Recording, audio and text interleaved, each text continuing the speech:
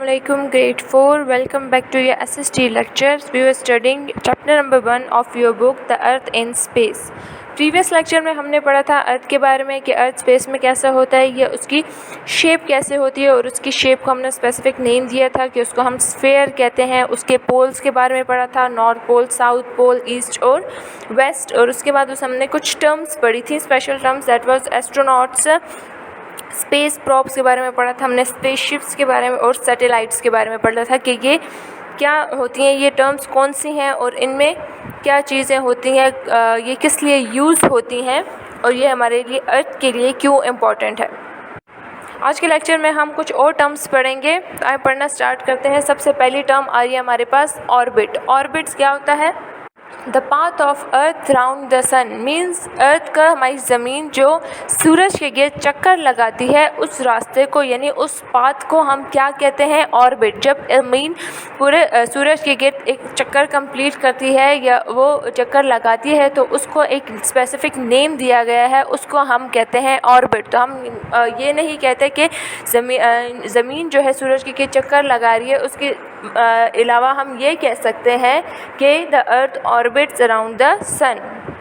और सिर्फ ज़मीन ही जैसे सूरज के चक्कर नहीं लगाती, ज़मीन के अलावा भी बाकी प्लैनेट्स भी हैं जो हमारे पास, और उसके प्लैनेट्स के अलावा जैसे आप बुक में देख सकते हैं पेज नंबर 3 पे देखें आप लोग, उसके अलावा लिखा हुआ है other planets and satellites also have orbits. यानी क्या है, हमारे जो और प्लैनेट्स हैं यूनिवर्स में, स्पेस में, और सैटेलाइट्स जो मैंने प्रीवियस लेक्चर में आपको बताया था कि सैटेलाइट्स क्या होती है, हमारे पास एक आर्टिफिशियल मशीन होती है जो ऑर्बिट करती हैं, जो चक्कर लगाती हैं ज़मीन के गिर्द। तो यानी क्या है, उनका भी अपना ऑर्बिट है, वो भी चक्कर लगाती हैं, ये गोल जो घूमती है, तो उसको क्या कहते हैं? ऑर्बिट। तो सिर्फ ज़मीन ही सूरज के गिर्द चक्कर नहीं लगाती, बल्कि बाकी प्लैनेट्स और सैटेलाइट्स जो हैं वो भी चक्कर लगाते हैं। जैसे यहाँ पे लिखा हुआ है उनके भी अपने ऑर्बिट्स हैं, यानी वो भी चक्कर लगाते हैं, जिसको हम क्या कहते हैं? ऑर्बिट।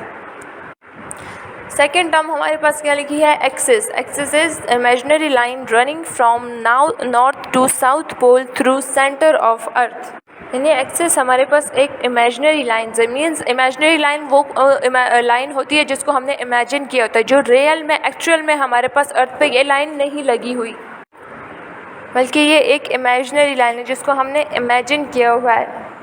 सो कह रहे हैं that is an imaginary line running from north to south pole. ये लाइन कहाँ से गुजरी हुई है? मैंने स्टार्ट में आपको अर्थ की डायग्राम में बताया था कि अर्थ में नॉर्थ पोल कहाँ पे होता है और साउथ पोल कहाँ से होता है। तो ये वो लाइन है। एक्सिस एक ऐसी लाइन को कहते हैं जो, ऐसी इमेजिनरी लाइन को कहते हैं जो से गुजरती है from north to south pole through the centre of the earth. Means north से साउथ की तरफ जा रही है, बट कहाँ से? बिल्कुल मिडल ऑफ द अर्थ, यानी सेंटर ऑफ द अर्थ से गुजरी है, उसको हम क्या कहते हैं? एक्सिस कहते हैं।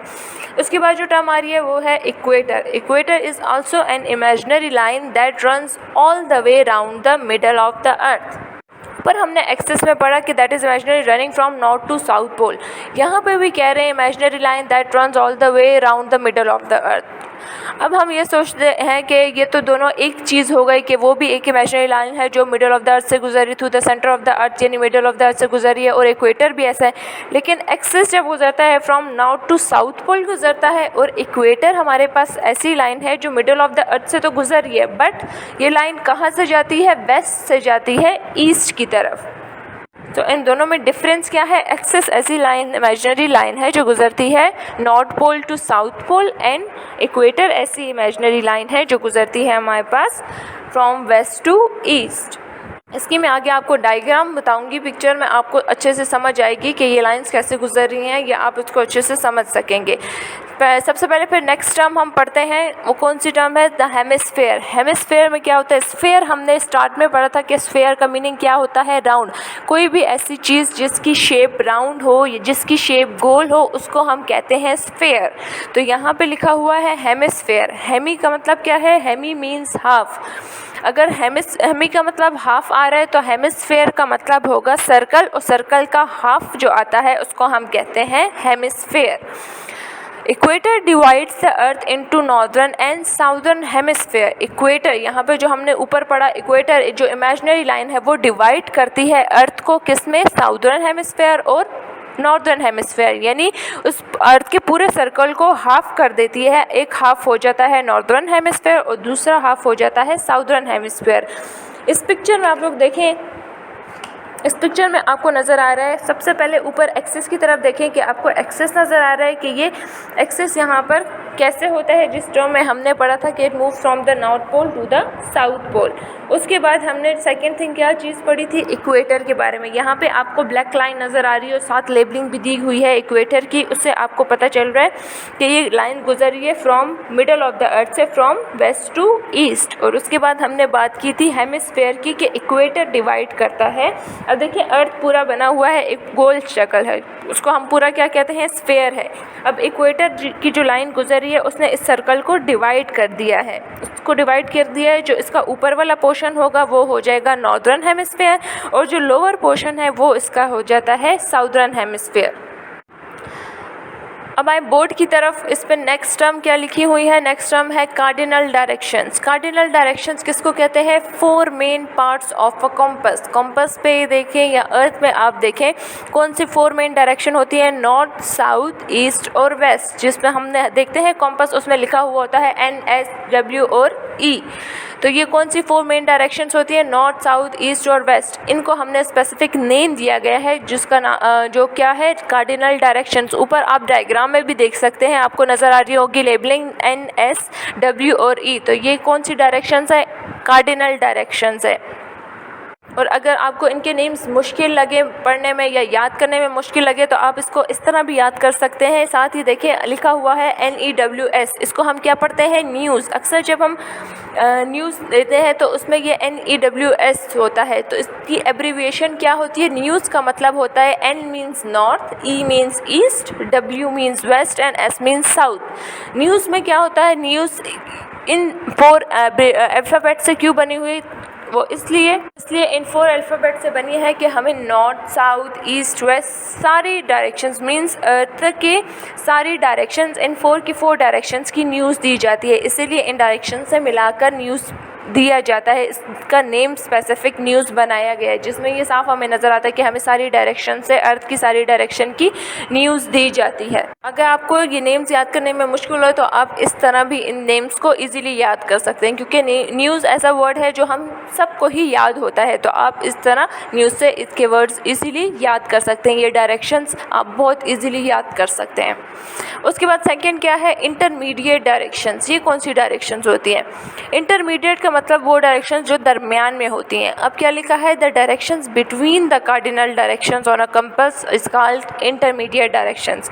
यानी वो डायरेक्शंस जो ऊपर की कौन सी डायरेक्शंस हमने पढ़ी थी, कार्डिनल, यानी वो डायरेक्शंस जो कार्डिनल डायरेक्शंस के दरमियान में होती हैं उनको हम कहते हैं इंटरमीडिएट डायरेक्शंस।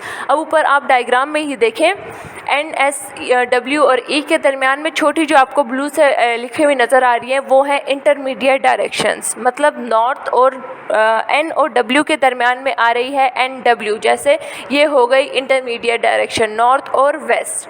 सेकंड आप लोग देखें N और E के दरमियान में NE लिखा हुआ है, S और E लिखा हुआ है और S और W, तो इनका क्या मीनिंग है, north west, north east, south west और साउथ ईस्ट। यानी मेन 4 डायरेक्शन जो है हमारे पास, नॉर्थ, साउथ, ईस्ट, वेस्ट, इनके दरमियान में जो डायरेक्शंस आती हैं उनको हम कहते हैं इंटरमीडिएट डायरेक्शंस। अब आते हैं नेक्स्ट टर्म की तरफ। नेक्स्ट टर्म है रोटेशन। द अर्थ स्पिन्स और rotates from west to east on its axis. It takes 1 day to rotate once. Rotations घूमने को हम कहते हैं। तो द अर्थ स्पिन्स और रोटेट्स, जब ज़मीन घूमती है, कहाँ से आपको डायरेक्शन बता रहे हैं, अर्थ ज़मीन घूम रही है कौन सी डायरेक्शन से, from west to east on its axis, अपने ही एक्सेस के गिर्द कौन सी डायरेक्शन से घूम रही है, वेस्ट से घूम रही है ईस्ट की तरफ, उसको क्या कहते हैं, rotations. And it takes 1 day to rotate once, यानी अर्थ को अपनी ये पूरी रोटेशन कंप्लीट करने में 1 day या फिर 24 आवर्स लगते हैं। इसकी डायग्राम में आपको आगे दिखाऊंगी, आपको और भी अच्छे से समझ आएगी रोटेशन के बारे में। फर्स्ट हम पढ़ते हैं रेवोल्यूशन, फिर मैं आपको इन दोनों की डायग्राम्स बताती हूँ। रेवोल्यूशन क्या है, revolution revolving of earth round the sun takes 1 year to revolve around the sun. अब रेवोल्यूशन की बात कर रहे हैं, ऊपर हमने रोटेशन की बात की थी। अर्थ रोटेट करता है अपने ही एक्सिस के इर्द गिर्द, तो उसको कितना टाइम लगता है, 1 दिन, या मीन्स 1 दिन लगता है, या 24 आवर्स। अब रेवोल्यूशन क्या होती है, अर्थ रिवॉल्व कर रहा है अपने एक्सिस के गिर्द, नहीं, अर्थ रिवॉल्व कर रहा है सन के गिर्द, यानी हमारी ज़मीन घूम रही है सूरज के गिर्द। उसको उस घूमने में, उस रिवोल्यूशन में कितना टाइम लगता है, 1 ईयर, 1 साल का टाइम लगता है टू रिवॉल्व अराउंड द सन। तो इससे आपको डिफरेंस भी समझ आ रहा होगा कि रोटेशन क्या होती है और रेवोल्यूशन क्या होती है। रोटेशन में अर्थ मूव करता है अपने ही एक्सिस के गिर्द फ्रॉम वेस्ट टू ईस्ट, और उसको इसमें कितना टाइम लगता है, 1 डे का टाइम लगता है। और रेवोल्यूशन क्या होती है, रेवोल्यूशन में अर्थ रिवॉल्व करता है सन के गिर्द, और उसको इसमें कितना टाइम लगता है, 1 ईयर, यानी 1 साल का टाइम लगता है। इस पिक्चर में आप लोग देखें, इस पिक्चर में आपको दिखा रहे हैं, सबसे पहले आपको रोटेशन का दिखाती हूँ मैं। स्टार्ट वाला कोई भी ग्लोब देखें, राइट साइड या लेफ़्ट साइड वाला देखें, उसमें जो आपको ग्लोब में, अर्थ में जो रेड लाइन मिडल से गुजरते हुए नज़र आ रही है, ये एरोज़ वाली लाइन नहीं, ये जो मिडल से, अर्थ के ऊपर जो मिडल से रेड लाइन गुजर रही है, तो वो आपको बता रहे हैं कि ये अर्थ जो होता है अपने ही एक्सिस के गिर्द जो है रिवॉल्व, अपने एक्सिस के गिर्द रोटेट कर रहा है फ्रॉम ईस्ट टू वेस्ट। ये लाइन आप लोग देख सकते हैं, आपको नज़र आ रहा है एन और एस, और ये जो रेड लाइन लगी हुई है कहाँ से लगी हुई है, फ्रॉम वेस्ट टू ईस्ट लगी है, मतलब ये वेस्ट टू ईस्ट डायरेक्शन में क्या कर रहा है, रोटेट कर रहे हैं। और इसको इस टाइम में क्या होता है, कितना टाइम लगता है, इसको 1 दिन लगता है। दूसरा आप लोग देख सकते हैं, आपको जो ये रेड एरोज़ आगे शो किए गए हैं, बड़े जो आपको रेड एरोज़ नज़र आते हैं, ये आपको शो कर रहे हैं कि अर्थ रिवॉल्व कर रहा है सन के अराउंड, यानी हमारी ज़मीन घूम रही है सूरज के गिर्द, को हम रेवोल्यूशन कहते हैं। और इस पूरे अरसे में जो ये पूरा एक सर्कल कंप्लीट करता है, यानी इसको ऑर्बिट कहते हैं। ऑर्बिट चार्ट में ही टर्म पड़ी थी, ऑर्बिट। ऑर्बिट किसको कहते हैं, जब अर्थ घूमती है पूरी ज़मीन के गिर्द, उसको हम क्या कहते हैं, ऑर्बिट। तो यहाँ पे आपको ऑर्बिट भी पता चल गया कि क्या चीज़ होती है। तो जब अर्थ जो होती है रिवॉल्व करती है सूरज के गिर्द, तो इस पूरे ऑर्बिट में जब ये कंप्लीट होता है तो कितना टाइम लगता है, 1 ईयर का टाइम लगता है। So that was all for today's lecture. आज के जो हमने लेक्चर में टर्म्स पढ़ी हैं, 8 टर्म्स पढ़ी हैं। पहले हमने ऑर्बिट पढ़ी कि ऑर्बिट किसको कहते हैं, जब ज़मीन जो है सूरज के गिर्द पूरा चक्कर लगाती है, तो उस चक्कर को हमने स्पेशल नेम दिया गया है, साइंटिस्ट ने उसको ऑर्बिट कहते हैं। एक्सिस के बारे में हमने पढ़ा कि एक इमेजिनरी लाइन होती है जो ड्रॉ होती है from north to south pole through the centre of the earth. उसके बाद हमने इक्वेटर का पढ़ा कि इक्वेटर, आपको उसकी पिक्चर भी दिखाई कि इक्वेटर जो होती है बिल्कुल मिडल ऑफ द अर्थ से एक लाइन गुजरती है जो क्या करती है, डिवाइड। हेमिस्फेयर में पे हमने पढ़ा कि इक्वेटर डिवाइड करता है अर्थ को 2 हेमिस्फेयर्स में, मतलब क्या करता है, बिल्कुल अर्थ के एक स्फेयर को डिवाइड कर देता है, तो वो क्या हो जाता है, 2 हाफ सर्कल्स बन जाते हैं, जिनको हम कहते हैं नॉर्दर्न हेमिस्फेयर और साउदर्न हेमिस्फेयर। उसके बाद हमने कार्डिनल डायरेक्शंस के बारे में पढ़ा कि नॉर्थ, साउथ, ईस्ट, वेस्ट को हम कार्डिनल डायरेक्शंस कहते हैं। फिर इंटरमीडिएट डायरेक्शंस के बारे में पढ़ा कि इन्हीं 4 डायरेक्शंस के दरमियान में जो डायरेक्शंस आती हैं, छोटी जो डायरेक्शंस होती हैं, north west, north east, south west, south east, उनको हम कहते हैं इंटरमीडिएट डायरेक्शंस। उसके बाद हमने पढ़ा रोटेशन और रेवोल्यूशन के बारे में। रोटेशन क्या होती है, जब अर्थ स्पिन या रोटेट करता है कौन सी डायरेक्शन से, फ्रॉम वेस्ट टू ईस्ट, उसको रोटेशन कहते हैं। एंड वो रोटेशन जो होती है कब कंप्लीट होती है, 1 दिन में, यानी 24 आवर्स या 1 डे में वो रोटेशन कंप्लीट होती है। रेवोल्यूशन में हमने पढ़ा कि अर्थ रिवॉल्व करता है सन के अराउंड, मतलब ज़मीन सूरज के गिर्द घूमती है और उसमें उसको कितना टाइम लगता है, 1 ईयर का टाइम लगता है। तो इन सारी टर्म्स को आप ख़ुद भी पढ़ें और अच्छे से आपको समझ भी आ जाएगी। नेक्स्ट लेक्चर में हम पढ़ेंगे effects of rotations and revolution के बारे में। तब तक के लिए इस लेक्चर को अच्छे से पढ़ें, इसको आप अच्छे से समझेंगे तो आपको आगे के लेक्चर्स बहुत इजी लगेंगे और अच्छे से समझ आएंगे। Until then take care of yourselves. अल्लाह हाफिज़।